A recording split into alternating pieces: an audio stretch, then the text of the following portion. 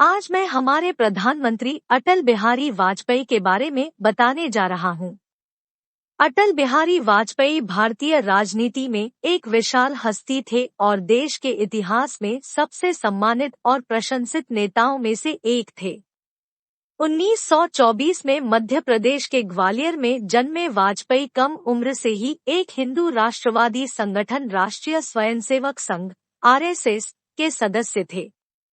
उन्होंने 1950 के दशक में राजनीति में प्रवेश किया और जल्दी ही भारतीय जनसंघ (बीजेएस) के रैंकों के माध्यम से उठे, जो एक राजनीतिक दल था जो भारतीय जनता पार्टी (बीजेपी) का अग्रदूत था।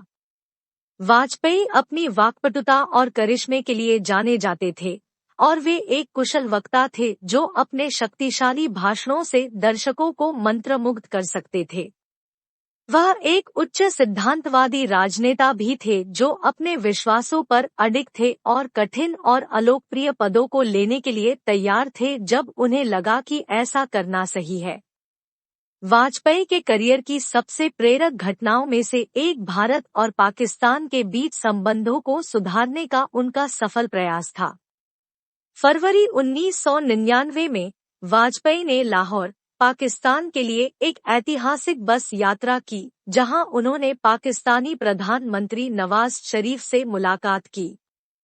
दोनों नेताओं ने लाहौर घोषणा पर हस्ताक्षर किए, जिसने दक्षिण एशिया में शांति और स्थिरता के लक्ष्य की दिशा में काम करने का वचन दिया। इस यात्रा को दोनों देशों के बीच संबंधों में सुधार की दिशा में एक बड़े कदम के रूप में देखा गया, जो कश्मीर के विवादित क्षेत्र सहित कई मुद्दों के कारण दशकों से तनावपूर्ण था।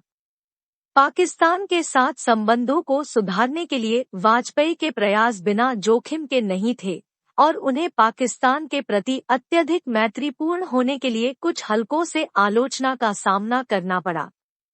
हालांकि वह शांति के लक्ष्य के प्रति प्रतिबद्ध था और इसे प्राप्त करने के लिए साहसिक कदम उठाने को तैयार था।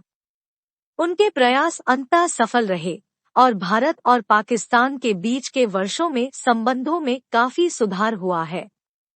पाकिस्तान के साथ संबंध सुधारने के अपने काम के अलावा वाजपेयी को भारत के आर्थिक विकास में उनके योगदान के लिए भी याद किया जाता है।